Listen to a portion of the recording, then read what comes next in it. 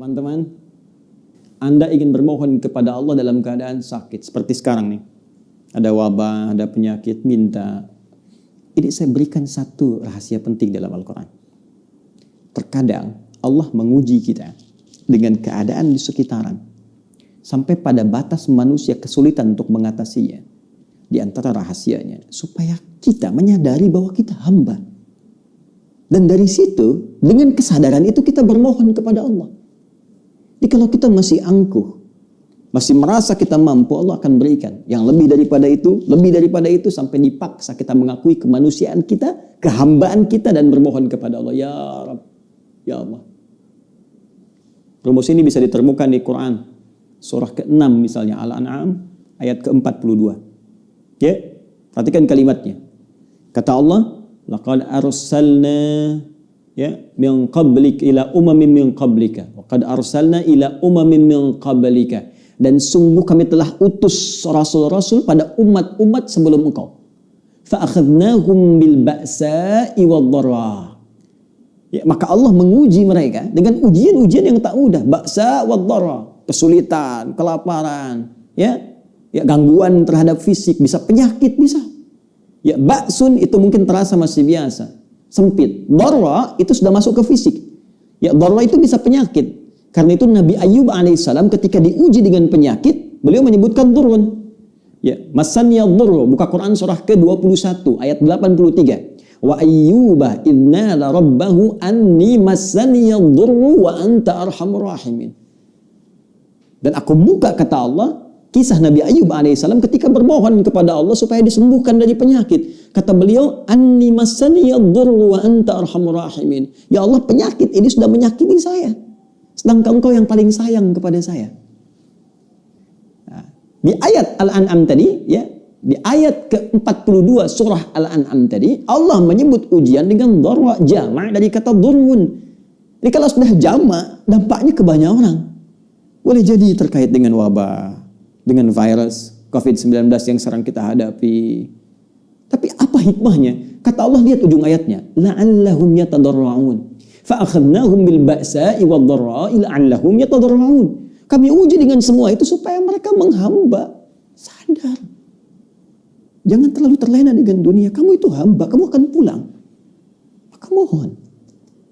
Jadi kalau kita ingin segera mengatasi segala kesulitan kita, sulit di ekonomi, sulit di kesehatan kita, penyakit atau yang lainnya, maka cara sederhananya kembali kepada pencipta kita, minta solusi. Ya, kadang-kadang butuh situasi yang sulit untuk meyakinkan kita dan menyadarkan kita kamu hamba. Kembali kepada Allah. Bangun. Buat amalan bersama, baca Quran sama-sama, berdoa bersama-sama.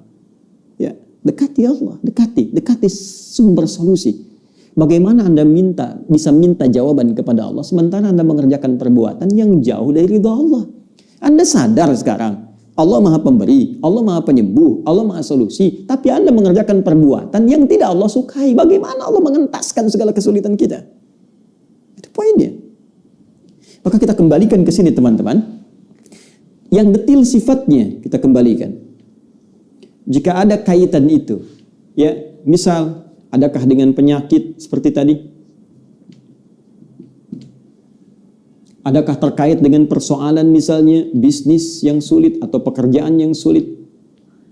Adakah terkait dengan faktor keluarga, misal keturunan misalnya?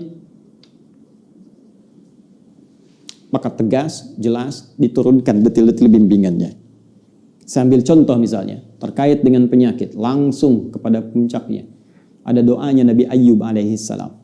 Ya, anni massaniya dhurru wa anta arhamur rahimin. Tanamkan zikir ini.